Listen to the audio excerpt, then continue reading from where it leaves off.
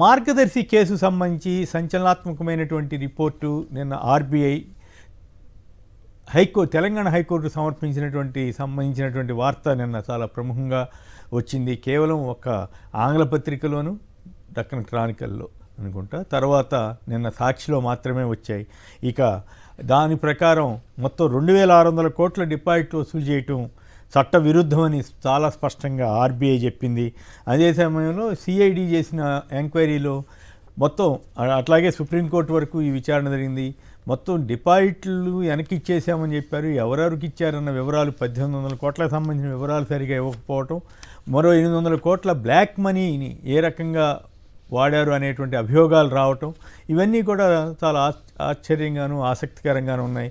మరి ఇందులో వాస్తవాలు ఏమిటో మరి ఈనాడు వారు నిన్న ఇవాళ కానీ ఎక్కడైనా వివరణ ఇచ్చారేమో చూస్తే కనపడలేదు. ఒకవేళ ఇచ్చుంటే మంచిదే కానీ బట్ ఎక్కడ అలాంటి ఆర్బీఐని రిపోర్టుని ఖండిస్తూ ఇవ్వలేదు. అయితే ఇప్పుడు కేంద్ర ప్రభుత్వం వాళ్ళ చేతిలోనే ఉన్నట్లు లెక్క, 2 రాష్ట్ర ప్రభుత్వాలు వాళ్ళ చేతిలోనే ఉన్నట్లు లెక్క. కాబట్టి ఈ కేసు ముందుకు వెళ్ళగలుగుతుందా లేదా, ఏం జరుగుతుంది?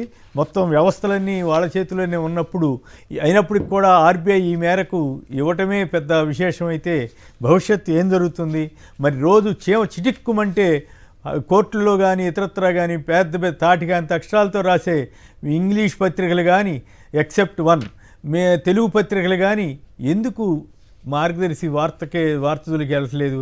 నిజంగానే మార్గదర్శి అక్రమాలకు, ఆర్థిక నేరాలకు ఈనాడు మీడియాని కవచంగా వాడుకుంటున్నారా? అది మరి జర్నలిజం సూత్రాలకు విరుద్ధం కాదా? దీనిపై ముందుగా విజయబాబు గారు చెప్పండి, ఏమిటి దీనికి వెళ్ళటానికి ముందుగా ఆంధ్రప్రదేశ్లో పోలీసులపై కూడా తెలుగుదేశం నేతలు చేస్తున్న అరాచకాలకు సంబంధించి ఒక ఆసక్తికరమైన వీడియో నెల్లూరులో జరిగింది.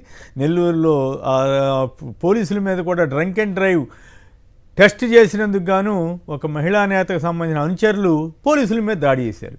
సో ఇప్పుడు వైసీపీ వాళ్ళ మీదే కాదు, పోలీసు వాళ్ళ మీద, ఎవరి మీద పడితే వాళ్ళ మీద దాడి చేసి ఒక అరాచక వాతావరణాన్ని ఏపీలో సృష్టిస్తున్న వైనంకి ఓ చిన్న ఉదాహరణ ఈ వీడియో చూసిన తర్వాత మార్గదర్శి అక్రమాలకు సంబంధించి వ్యవహారంపై చర్చలోకి వెళదాం.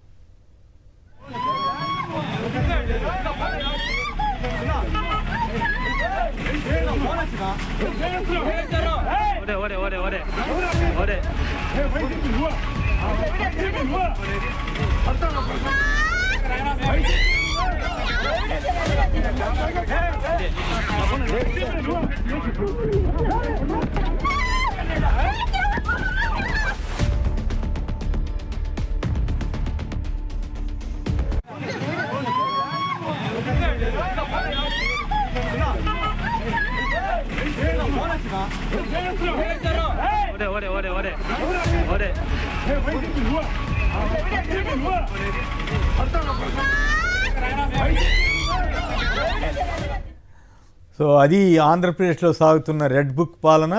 దాని గురించి నిన్న అంబటి రాంబాబు గారు కూడా ఈ రెడ్ బుక్ పాలన వీటన్నిటి గురించి మాట్లాడుతూ ఒక మాట అన్నారు.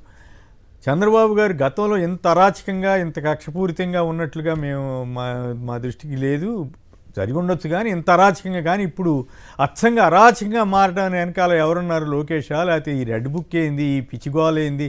దాన్ని ఆధారం చేసుకుని అక్కడ లోకల్ లీడర్స్ గ్రామస్థాయి నుంచి, మొన్న జగన్ గారు అన్నట్టు గ్రామస్థాయి నుంచి రాష్ట్ర స్థాయి వరకు ఇంత అధ్వానంగా అరాచకంగా పాలన సాగించడం ద్వారా చంద్రబాబు గారు ఈ వయసులో ఏమి ప్రతిష్ట తెచ్చుకుంటారు? కొడుకు కోసం ఇంత గబ్బు పట్టాల్సిన అవసరం ఉందా అన్న ప్రశ్న సహజంగానే వస్తుంది. అయినా ఆంధ్రప్రదేశ్ ప్రజలు ఇలాంటి ప్రభుత్వమే కావాలని వారు కోరుకున్నారని అనుకోవాలి. గతంలో ఎక్కడైనా సరే చిన్న ఘటన పొరపాటున జరిగితే కూడా పెద్ద ఎత్తున వార్తలు రాసే ఈనాడు, ఆంధ్రజ్యోతి ఇప్పుడు కామ్ అయిపోయి ఎంత అరాచకం జరుగుతున్నా కూడా ఒక్క ముక్కరాగిపోగా పచ్చి అబద్ధాలు ఇప్పటికీ కూడా కంటిన్యూ చేస్తున్నారు. ఇది దురదృష్టకరం. ఇప్పుడైనా సరే పద్ధతిగా వార్తలుగా రాస్తే మంచిది. ప్రభుత్వం కూడా ప్రభుత్వ పరంగా తప్పులు జరిగినప్పుడు చర్యలు తీసుకోవటం, లేదంటే పనిగట్టుకుని కేసులు పెట్టడం. ఇందాక ఎవరో చెప్తున్నారు, కుప్పంలో తెలుగుదేశంలో చేరతారా లేకపోతే మీ మీద కేసులు పెడతామని చెప్పి తీసుకెళ్ళి మహిళా నేతలను కూడా జైల్లో పెడుతున్నారని చెప్పి చెప్తున్నారు. ఇలాంటి అరాచకాలకి ఎందుకు పాల్పడుతున్నారో అర్థం కావట్లేదు.